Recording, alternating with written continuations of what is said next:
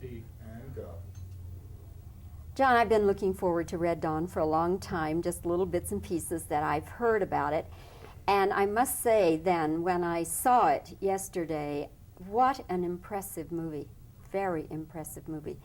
I wonder, maybe you don't want to think about it in these terms, but I kept thinking the film will be compared with Deer Hunter with Apocalypse Now. Do you have any such thoughts or not? Well, since I wrote Apocalypse Now, I suppose there are some similarities, but inevitably. But I think the world of Apocalypse Now, so that's a great compliment. Did it, though, did Coppola turn it out at all with the same vision that you had? Very much so. And I really, really love the film. I think it's his best film.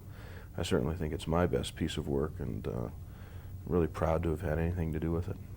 So you don't care then if people say Red Dawn is John Milius's Apocalypse Now? No, I would hope so. Good, good. Let's talk a little bit about the meaning, or what possible meaning this picture can have for people. I think some people, John, will look at it and wonder if you're giving us a warning or a message of that kind. To those people, what would you say?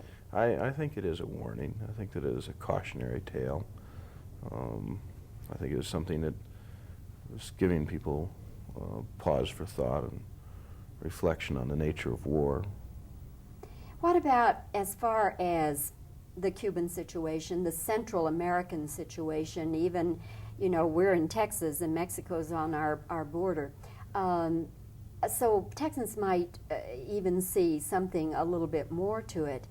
What are your feelings about what's going on in Central America? Well, I think that this administration is doing quite a bit to clear that up, and the situation is certainly better there today than it was a year ago or 2 years, or particularly 4 or 5 years ago.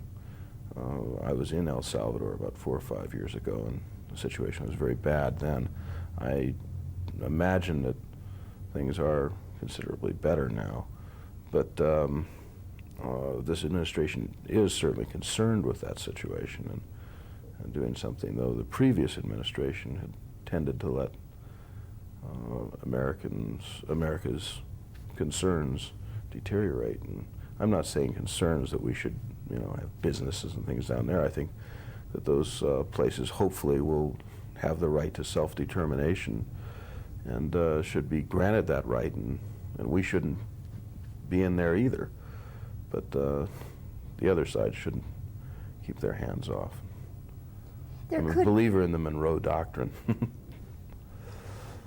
There could be some people looking at this movie and saying, it's just a movie, it's fiction, it's almost, you know, maybe even science fiction. To those people, what would you say? Well, I wanted to have a disclaimer on the front of the movie that said that I have been, you know, or the filmmakers have been assured by the highest authorities that this could never happen, and that this is strictly a matter of conjecture, and let those people rest at ease. But somebody talked you out of it? Well, I don't think it needs it. What let me rephrase it. The Department of Defense, the U.S. government, have you had any input or any feedback from those people? Yes, they didn't particularly, like the Air Force wouldn't cooperate with us because our pilot took a drink and was shot down, 2 things that have never happened to Air Force officers, of course. Are you serious? No, that's the way they reacted. Well, was that just an excuse for some other feelings they had, or what do you make of that? Well, they didn't ever make those feelings known if they had other feelings. So how did you get around that? Well, we a friend of ours knew people in the National Guard and said that at these grid coordinates, since you're flying anyway, we're going to have some Russian tanks if you'd like to look at them. And so they flew airplanes over. And they're going to fly airplanes anyway, so they did. And when they flew them over, we set off our napalm. How did the people of Las Vegas, New Mexico react to all that went on into making this film. They got used to it very quickly. A tank driving down the street, they'd say, well, it's just a movie, you know, that kind of thing. They liked watching it and everything else, but they reacted very, very quickly to becoming bored with the whole thing.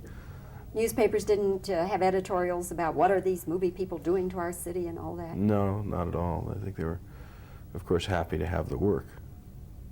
And the recognition that the film has been made there, I guess. Yeah. Yeah.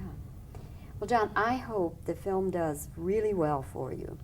And again, I will say what I said in the beginning. It's such an impressive film, and I think it's going to be compared with major films, Deer Hunter, Apocalypse Now. So thank you for talking with us here today. It's the first time I've ever met you, so it's nice having this chance to talk with you. Well, thank you. Good luck to you.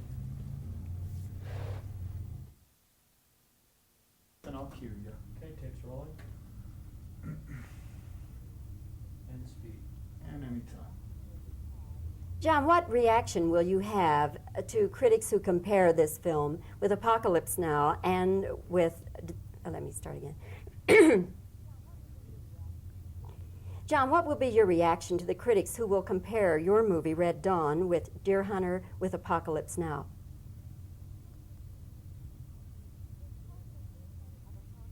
Did Coppola's vision of Apocalypse match yours at all?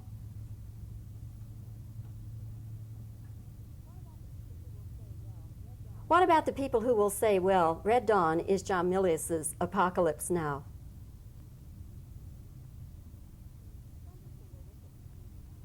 Some people will look at this movie and see a warning, that kind of a message. Was that your intention?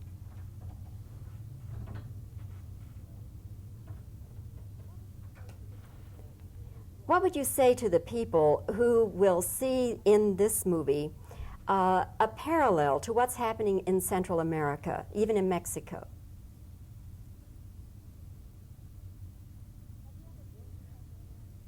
Have you ever been to Central America?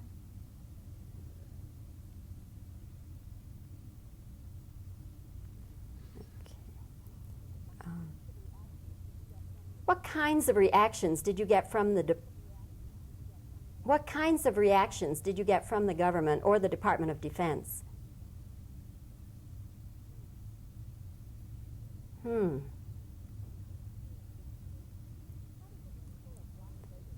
How did the people of Las Vegas, New Mexico react to all this kind of filmmaking?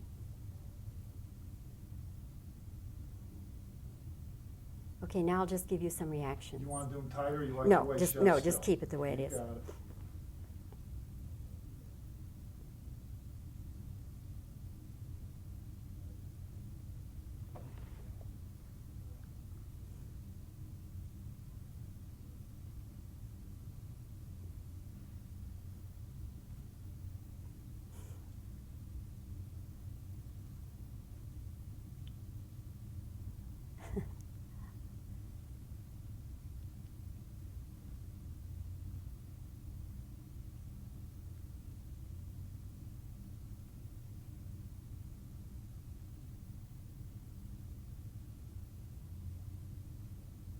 Should do it. Good. Thank you.